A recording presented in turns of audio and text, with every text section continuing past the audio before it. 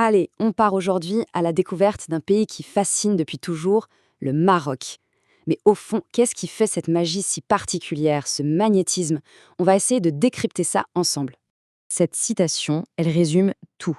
C'est vraiment la clé pour comprendre la philosophie marocaine. L'important, ce n'est pas ce qu'on voit de la rue, c'est la richesse qui se cache à l'intérieur. C'est une promesse en fait, la promesse d'une découverte, d'un trésor de sérénité qui se révèle seulement une fois la porte franchie. Et pour vraiment saisir l'essence du Maroc, il faut commencer par son cœur, son âme architecturale, le riad. C'est bien plus qu'une simple maison, c'est toute une vision du monde, une vie tournée vers l'intérieur, à l'abri des regards. Alors un riad, c'est quoi au juste? Eh bien c'est ce havre de paix, entièrement organisé autour d'un patio central. C'est un véritable puits de lumière et de fraîcheur qui protège de l'agitation et de la chaleur de la rue. L'architecture est pensée pour l'intimité, pour la contemplation.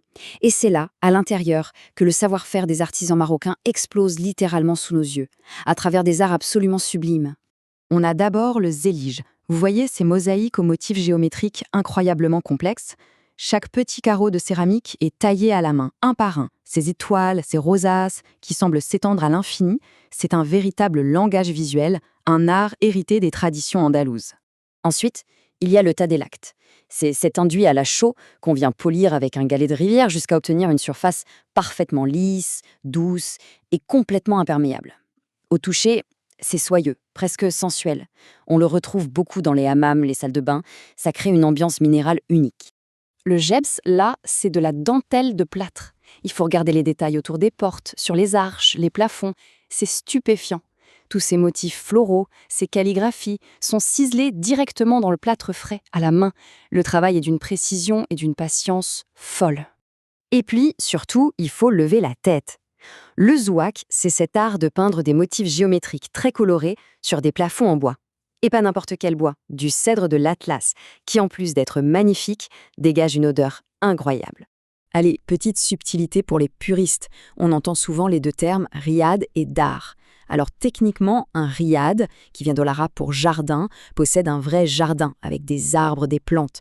Un dar, qui veut dire maison, a juste un patio central, plus petit, souvent sans végétation. Bon, dans le langage courant, les deux sont un peu interchangeables, mais la différence existe.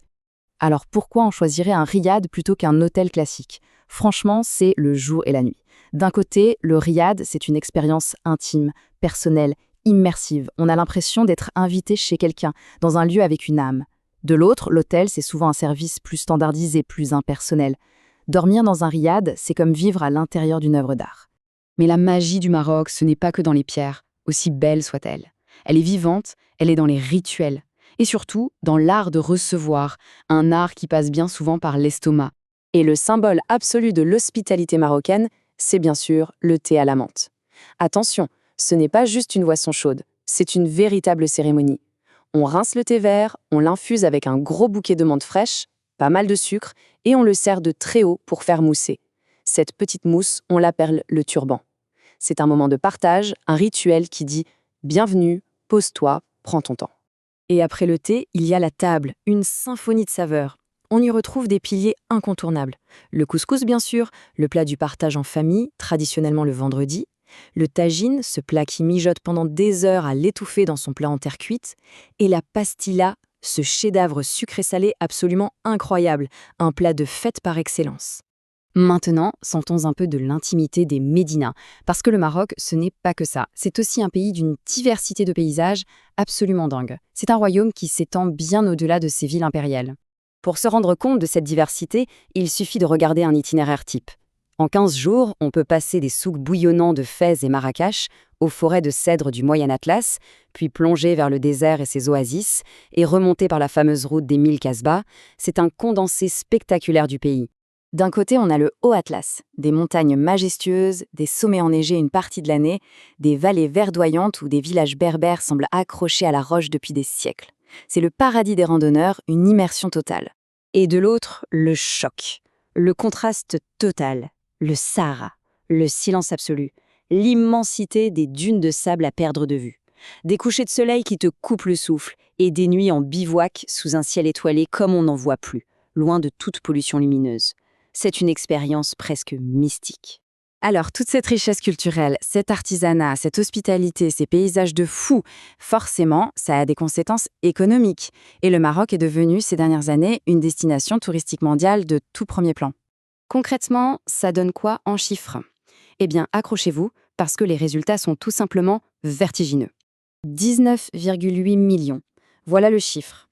En 2025, le Maroc a pulvérisé tous ses records en accueillant presque 20 millions de visiteurs.